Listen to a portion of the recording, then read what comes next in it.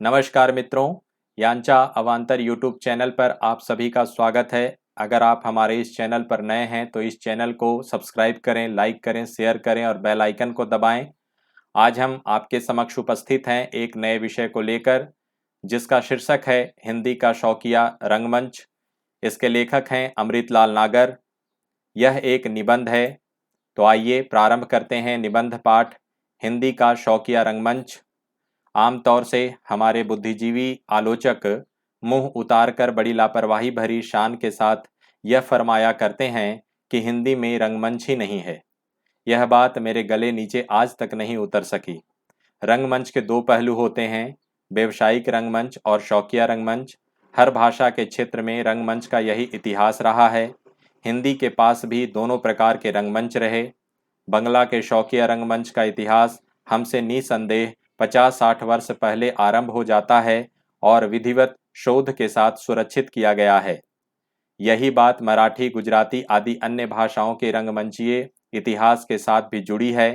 हिंदी में यह इतिहास अब तक न संकलित किया जा सका। खेद है तो सिर्फ इसी बात का।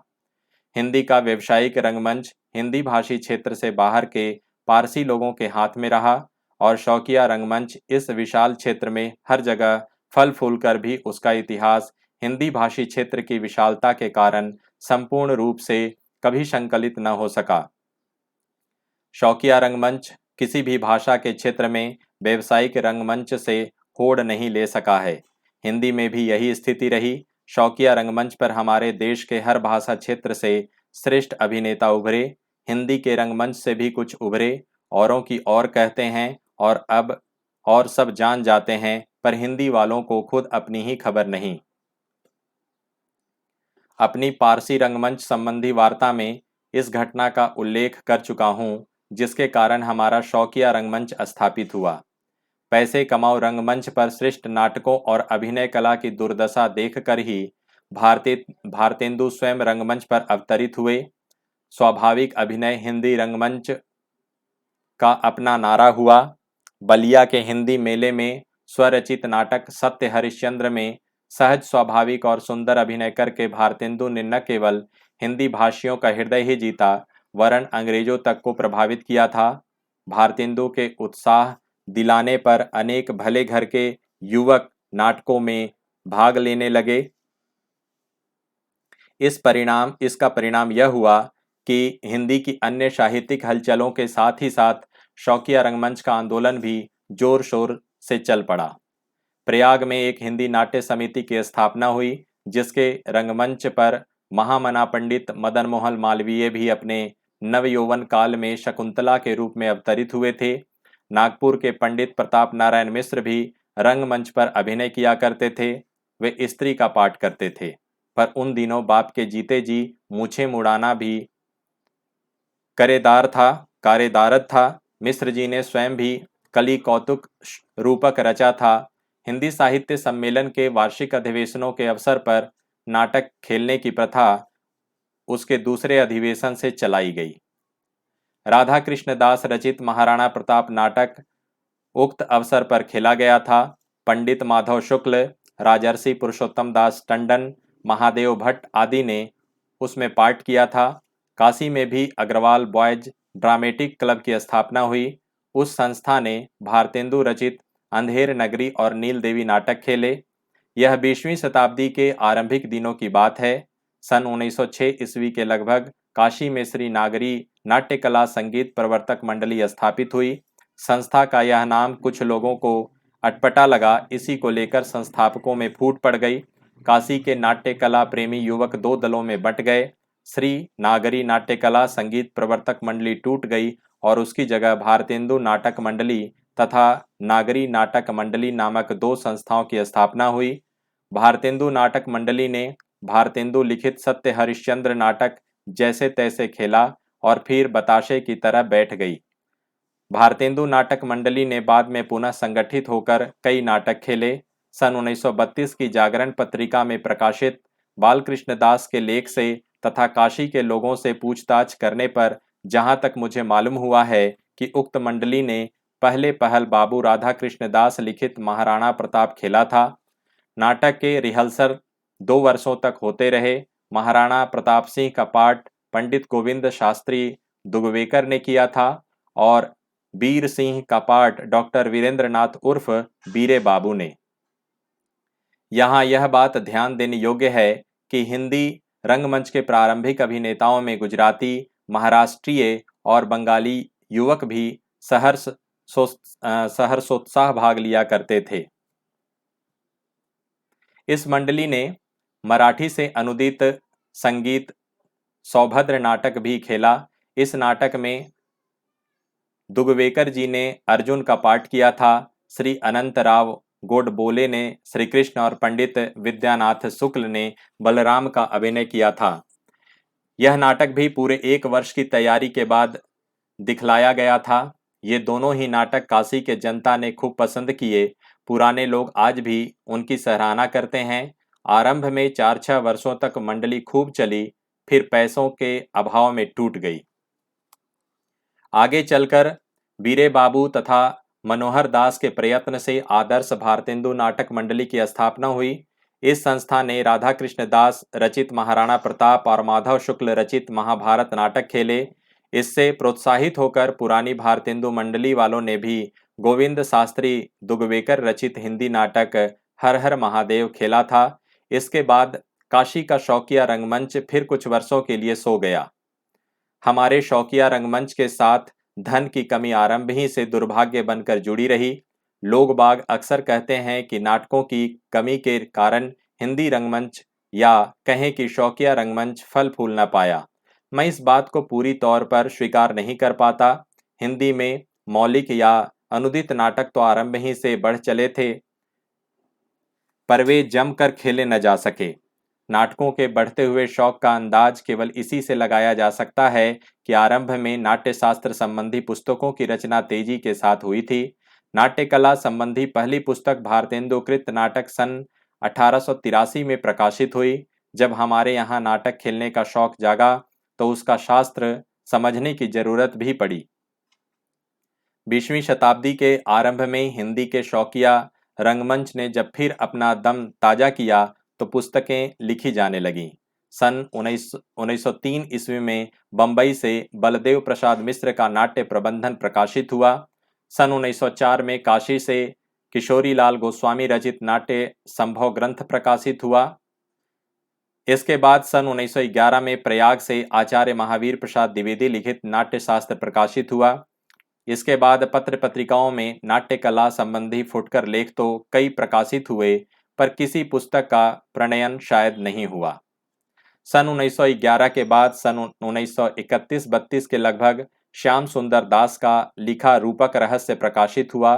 नाट्य शास्त्र संबंधी पुस्तकों के इस नक्शे से हम अपने रंगमंच के विकास की स्थिति का भी अनुमान लगा सकते हैं। पैसों के अभाव में रंगमंच का उत्साह मंद पड़ने लगा, यद्यपि पूरी तौर पर समाप्त न हुआ। काशी के रंगमंचीय इतिहास की कड़ियां नए सिरे से फिर जुड़ी। श्री बीरे बाबू, श्री केशवराम टंडन, श्री पुरुषोत्तम पंड्या के प्रयत्न से फिर रंगमंच ने जोर पकड़ा। भारतेंदु नाटक मंडली में फिर से नई जान आई। इन लोगों ने D.L. राय के 4 नाटक दुर्गादास, मेवाड़ पतन, शाहजहां और चंद्रगुप्त खेले। इनके अतिरिक्त राधे श्याम कथावाचक के 3 नाटक वीर अभिमन्यु, प्रहलाद और परिवर्तन, ज्वालाराम नागर लिखित गुरु द्रोणाचार्य और दस्यु दमन, माधव शुक्ल रचित महाराणा और विश्वंभर नाथ शर्मा कौशिक रचित भीष्म नाटक भी खेले। इन नाटकों में कुंवर कृष्ण कौल, श्री बेनी प्रसाद गुप्त, महेंद्र लाल मेड़, भगवती प्रसाद मिश्र, पुरुषोत्तम पंड्या, राजाराम मेहरोत्रा, हरिनाथ व्यास, द्वारिका दास, केशवराम टंडन आदि सज्जनों ने बड़ा नाम पाया। बीरे बाबू तो पुराने नामी थे ही। स्त्री पात्रियों के अभिनय में राजाराम मेहरात्र द्वारा अभिनीत गुलनार का पाठ और हरिनाथ व्यास तथा द्वारिका दास उर्फ राजा बाबू द्वारा अभिनीत सुभद्रा और उत्तरा के पाठ भी खूब सराहे गए। आगे चलकर इसी मंडली में हिंदी के सुप्रसिद्ध लेखक पांडे बेचन शर्मा उग्र ने मेवाड़ पतन नाटक में मानसी का अभिनय कर बड़ी सराहना पाई। भारतेंदु नाटक मंडली के भगवती प्रसाद मिश्र और नागरी नाटक मंडली के आनंद प्रसाद कपूर उर्फ लल्लो बाबू ने आगे चलकर फिल्म डायरेक्टर के रूप में भी बंबई में बड़ी ख्याति अर्जित की। स्वर्गीय भगवती प्रसाद मिश्र का नाम बंबई की फिल्मी दुनिया के जाने माने पुराने लोग आज तक बड़े आदर के साथ लेते हैं। वे पृथ्वीराज कपूर, अर्मेलीन जैसे फिल्मी कलाकारों की एक पीढ़ी के गुरु रहे थे। महेंद्र लाल मेड़ भारतेंदु नाटक मंडली के प्राण थे। उनका देहांत असमय ही हो गया। उसके बाद श्री केशवराम टंडन ने रंगमंच का काम आगे बढ़ाया। मैंने काशी के बड़े जिम्मेदार व्यक्तियों से श्री टंडन के अभिनय की बड़ी बड़ी तारीफें सुनी हैं। सीताराम चतुर्वेदी, कृष्णदेव प्रसाद गौड़, रुद्र काशी के, काशीनाथ उपाध्याय, भ्रमर, सर्वदानंद, लक्ष्मी चंद्र अग्रवाल आदि के नाम शौकिया रंगमंच की अर्वाचीन कड़ियां बनकर जुड़ते हैं। प्रसाद जी का चंद्रगुप्त नाटक एक बार काशी की समस्त नाट्य मंडलियों के सहयोग से बड़ी सफलता के साथ खेला गया। प्रसाद जी ने इसके लिए विशेष रूप से एक प्रहसन भी लिखा था। खेद की बात है कि वह प्रहसन अब नहीं मिलता। प्रयाग में पंडित माधव शुक्ल के प्रयत्न से शौकिया रंगमंच की बढ़ोतरी हुई। हिंदी साहित्य सम्मेलन के अधिवेशनों के अवसरों पर हिंदी के नाटक खेलने की परंपरा उन्हीं की प्रेरणा से स्थापित हुई थी। आधुनिक काल में कई नाट्य संस्थाओं ने प्रयाग के रंगमंच को विकसित किया है। अश्क, रामकुमार वर्मा, लक्ष्मी नारायण लाल, बिमला रैना, लक्ष्मीकांत वर्मा आदि के प्रयत्नों से वहां प्रतिवर्ष नाटक होते रहते हैं। स्त्री पात्रियों में श्रीमती तेजी बच्चन, श्रीमती सदिका सरन और लतिका चटर्जी के अभिनय मैंने देखे और सराहे हैं। विजय बोस ने रंगवाणी के मंच पर मेरे लिखे नाटक युगावतार में भारतेंदु हरिश्चंद्र का पाठ बड़ी खूबी से अदा किया था। श्री बनर्जी, कौशल बिहारी लाल के अभिनय भी खूब सराहे गए थे। कानपुर का प्राचीन नाटकीय इतिहास एक बार श्री देवी प्रसाद धवल विकल से सुना तो था, पर तब नोट न कर पाया। धवन जी और उनके छोटे भाई स्वर्गीय जगदीश प्रसाद ने अनेक नाट्य आयोजन किए। श्री विनोद रस्तोगी ने कई नाटक लिखे और निर्देशित किए। श्री सिद्धेश्वर अवस्थी प्रतिवर्ष 3-4 नाटक निर्देशित करते ही रहते हैं। मंच सज्जा के वे बड़े पहुंचे हुए कर्तव्य हैं। नए कलाकारों में ज्ञानदेव अग्निहोत्री सराहनीय हैं। पिछले कुछ वर्षों में आगरा जन नाट्य संघ के राजेंद्र सिंह रघुवंशी ने भी चरित्र एवं हास्य अभिनेता के रूप में बड़ा नाम कमाया है। राम गोपाल सिंह चौहान, ज्ञान शर्मा, शरद नागर, राजेश्वर प्रसाद सक्सेना आदि आगरा में रंगमंचीय हलचल मचाते रहते हैं। एटा, मेरठ, अलीगढ़, झांसी आदि में भी अच्छे कलाकारों का निवास सुना है। मुझे खेद है कि इन सब का इतिहास मेरी जानकारी में अभी नहीं आया। लखनऊ में हिंदी रंगमंच की स्थापना 20वीं सदी के आरंभ के साथ ही होती दिखाई देती है। सन 1902 में प्रबोधनी परिषद नाम की संस्था द्वारा श्री गंगा प्रसाद अग्रवाल और श्री श्याम सुंदर कपूरिया के प्रयत्नों से नाटकीय हलचल आरंभ हुई। सन 1908 के लगभग हिंदू यूनियन क्लब की स्थापना हुई। लखनऊ के हिंदी रंगमंच संबंधी इतिहास में इस संस्था का महत्व इसलिए सर्वाधिक है कि इसके सदस्यों में पंडित माधव शुक्ल के चरणों में बैठकर अभिनय कला सीखने का सौभाग्य प्राप्त हुआ था। भारतेंदु के बाद माधव शुक्ल का नाम हिंदी रंगमंच के उन नायकों में सदा बड़े आदर के साथ लिया जाएगा। माधव जी ने कलकत्ता के बंगला और पारसी रंगमंचों का भली भांति अध्ययन किया था। माधव शुक्ल भारतेंदु द्वारा स्थापित स्वाभाविक अभिनय की परिपाटी को फिर से जगा रहे थे, क्योंकि उसी के द्वारा हिंदी रंगमंच का व्यक्तित्व स्वतंत्र रूप से उभरा था। हिंदी के पुराने लेखक कालिदास कपूर के एक लेख के अनुसार हिंदी यूनियन क्लब के मंच पर माधव शुक्ल के निर्देशन में पहली बार राधा कृष्ण दास लिखित महाराणा प्रताप नाटक नए ढंग से खेला गया। राजा राम नागर और गोपाल लाल पुरी ने शौकिया रंगमंच पर क्रमशः महाराणा प्रताप और भामाशाह की भूमिका में विशेष नाम पाया। स्वर्गीय राजा राम नागर सदा हीरो का पाठ करते थे। उनके द्वारा अभिनीत सत्य हरिश्चंद्र में हरिश्चंद्र, मेवाड़ पतन में अमर सिंह और माधव प्रसाद शर्मा लिखित बनवीर में विक्रम के अभिनय पुराने लोगों के द्वारा आज तक मुक्त कंठ से सराहे जाते हैं। हिंदू यूनियन क्लब के अन्य अभिनेताओं में गोपाल लाल पुरी, बब्बी दलाल, रमाशंकर गुलेरी, विश्वनाथ वर्मा, डॉक्टर मोहन, चंद्रशेखर पंड्या, बलदेव प्रसाद जैतली, योगेंद्र नाथ शर्मा, मनुआजी आदि ने भी उस समय नगर में काफी ख्याति पाई। इंडियन हीरोज एसोसिएशन की ओर से भी गोलागंज थिएटर में कई नाटक खेले गए। बाबू मुरारीलाल एडवोकेट इस संस्था के प्रमुख स्तंभों में गिने जाते थे। सन 1925 में यंग मैन्स म्यूजिकल सोसाइटी की स्थापना हुई।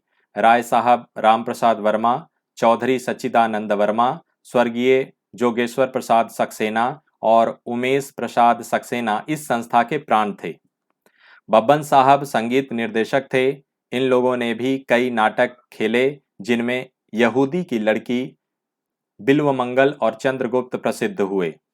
श्री एन के गंजूर, तुलसीराम वैश्य, कृष्ण कुमार श्रीवास्तव उर्फ मुन्नी बाबू, राधे बिहारी लाल, बी.एन. सिन्हा, प्रयाग नारायण श्रीवास्तव, कृष्णलाल दुआ आदि अभिनेता इस संस्था से चमके। इंडियन रेलवे इंस्टीट्यूट ने भी कई नाटक खेले।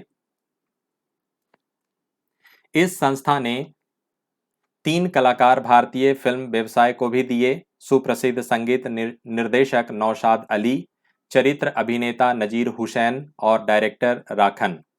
आगा हस्र कश्मीरी के नाटक हिंदू मुस्लिम जनता में समान रूप से लोकप्रिय होते थे। नखास पाटानाल क्षेत्र ने भी कई अच्छे अभिनेता लखनऊ को दिए।